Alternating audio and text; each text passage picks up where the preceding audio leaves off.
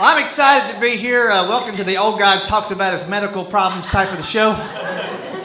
We're going to get into it for a second, but I just want to tell you on the front end, everything is good. But I took the whole summer off, didn't do any shows since May, so I could do some radiation therapy to handle some cancer cells. I'm 5 weeks on the other side, feeling good, and God is good. So, feel good about it.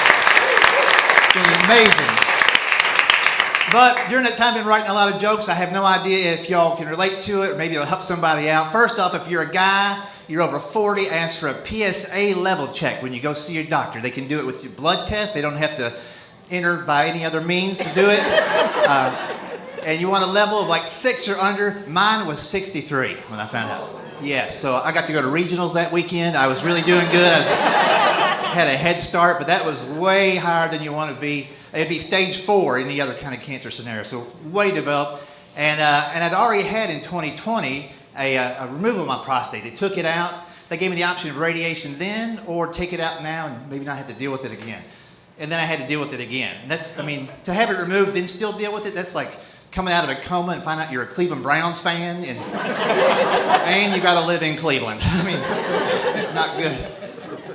So I could pick a lot of places, but Cleveland's my favorite to make fun of.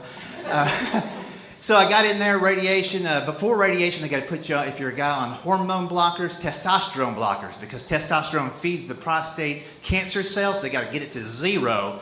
And when that happens, you actually start to develop female menopausal symptoms, because nothing's blocking that. And so I started having night sweats, waking up every 45 to 60 minutes like a TSA agent, you know, just waking up nonstop. And I actually started developing breasts a little bit, but because I had no testosterone, didn't even want to look at them. I had no interest whatsoever.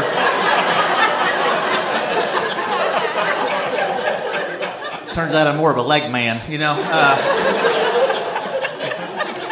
I'm glad these jokes are working. It makes me feel good.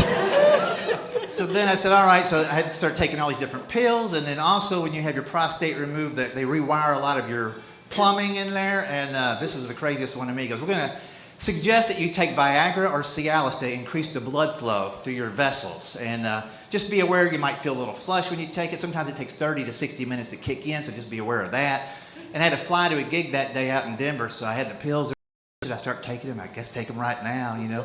And we were on the tarmac for 30 to 60 minutes. And by the time we got up in the air, I was in the upright and loaded position. I mean, I was upright and locked position there for a while, and so they were working. I had never taken any medicine until I hit 50-something years old, and now my pill organizer looks like a tackle box. I've never seen. And the blood that I've given and the shots that I've taken, I've seen more needles in my 50s than Keith Richards saw in his 60s. I'm telling you, it's nonstop. So then I signed up for this radiation therapy, and I go in May 20th, it's my first day, and I'm a little nervous, and they tell you for this radiation machine to work and to hit the right areas, you have to have a empty colon and a full bladder. And I'm dyslexic, so I heard that backwards. And I came in hot off a Golden Corral buffet that afternoon, and hadn't drank anything in 24 hours. That guy gets on the machine, he's like, we can't do this right now. It's we can't even see your bladder, and it looks like you might even have gas. I'm like, you can see that on the machine? He goes, yeah, we can see everything on that machine. I'm like, what should I do? He goes, well, you can let the gas out here, or you can take a walk around the hospital. I'm like, let the gas out? That's more of a seventh date kind of thing, all right? That's my first day in here. And then I drank so much water, like you don't know how much fills up your bladder. Does anybody know how much water? No, you have no idea. So I drank like a half-gallon jug of water and came back in there, and he goes, oh, your bladder's full, and but you still got to let out some gas. And I'm like, listen, if I fart, I might pee right now, okay? It's just the way it's going to go. It's going to be up front and honest. And so they sent me back out to the waiting room to let the bladder catch up with everything else, and I'm sitting there, and I haven't even been in yet, really, to get a full treatment, and I'm sitting next to this guy, and I'm like the youngest guy in there, you know, luckily they caught it and I was young, but there's a guy like 90 years old, he's going through radiation, he looks over at me and goes, oh man, I can tell your therapy's really having a tough time with you, you look horrible. I'm like, this is my first day, brother. Thanks, Harold, I'll get out of here as soon as I can. And so you go through all that kind of stuff, and you had luckily, thank God, my biggest side effects are just intestinal things. Like you got radiation going right on your organs, you know, in your stomach, and it's hard to digest stuff. And I won't give you all the details on that. But if you want to up your bathroom game, radiation definitely the way to go. I mean, if you used to go in there once a day, try 24 times a day. It's a whole lot better.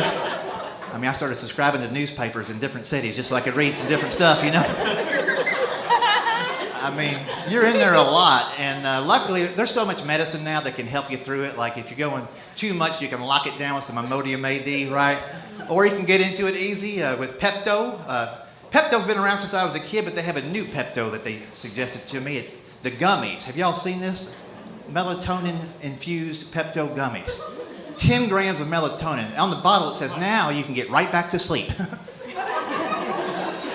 I mean, I want to be honest with y'all. I'm not a big fan of the diarrhea, but I would like to be awake should it happen again.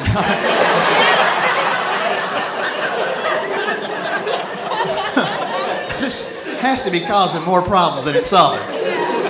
Have y'all seen Rick? I'm face down in the squatty potty. Been here for 45 minutes, guys. I can't cut loose. It's just a hot mess, y'all. But I'm thankful I'm through it. You know, it's hard when you find out that kind of stuff. You might know a loved one that's gone through it, but there is humor on the other side of it for sure. My wife provided a lot of that. I remember we went for the first kind of consultation after we found out I had the prostate cancer in the first place, and my wife, God bless her, she goes, "What is it?" She asked the doctor, "What does the prostate even do?" And he goes, "Well, it facilitates the reproductive process." She goes, "Well, let's yank that out right now. We don't need that happening again." So he goes, "We're going to put him through a scanner and find out what's going on in there." And she goes, "Can you do a colonoscopy at the same time?" Like, she's trying to get a BOGO special at Vanderbilt. I mean, goodness gracious.